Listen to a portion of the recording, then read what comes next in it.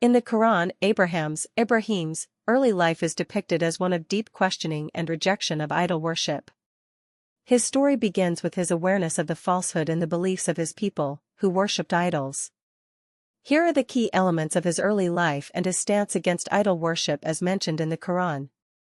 1. Rejection of idol worship, Surah Al-An'am, chapter 6 verse 74-79. Questioning idolatry, Abraham, even as a child, began to question the practices of idol worship that his people followed. His father, Azar, was an idol maker and played a significant role in the community's idol worship. Abraham's first act of rejection is seen when he asks his father, "O my father, why do you worship that which does not hear or see or benefit you in any way?" Surah Al-Maryam chapter 19 verse 42. His questioning emphasizes the illogical nature of worshipping idols made from inanimate materials. 2. The search for the true God, Surah Al-An'am, chapter 6 verse 75-79. Abraham reflects on the natural world around him and begins to understand the majesty of the Creator. In his search for the true God, he notices the stars, the moon, and the sun. First, he sees a star and says, "This is my Lord." But when the star sets, he realizes that it cannot be his Lord. Then, he sees the moon and declares, "This is my Lord."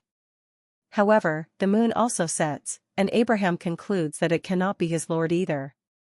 Finally, when he observes the sun, he repeats the same claim but quickly realizes that it, too, is not his Lord because it sets as well. Abraham concludes, "I have turned my face towards him who created the heavens and the earth, as a pure monotheist, and I am not of the polytheists." Surah Al-An'am chapter 6 verse 79. He recognizes that only the one who created the heavens and the earth is worthy of worship, the true God, Allah. 3. Confrontation with his father, Surah Maryam, chapter 19 verse 41-48.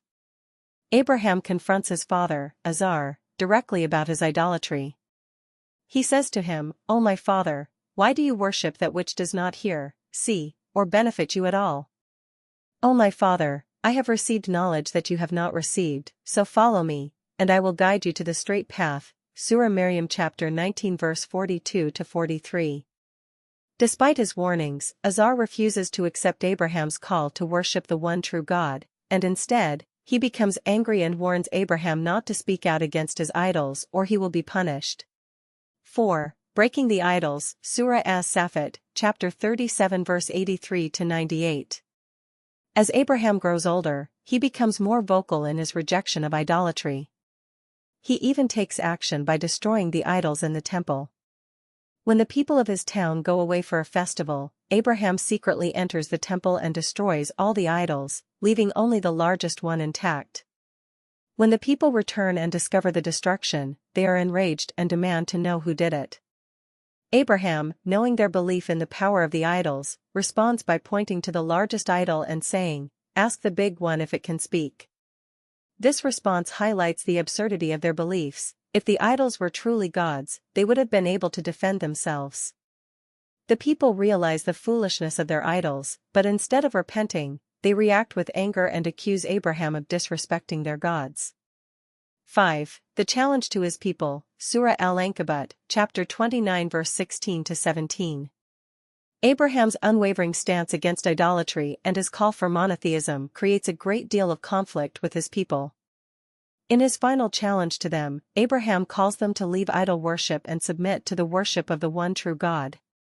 Despite the clear signs and his reasoned arguments, many of his people refuse to accept his message and choose to continue in their idolatry. Conclusion. Abraham's early life in the Quran highlights his courage in questioning the widespread idol worship around him and his search for the true God. His rejection of the idols and his eventual confrontation with his father and people set the stage for his future role as a prophet. His story encourages believers to seek truth, challenge false beliefs, and place their trust in the one true God.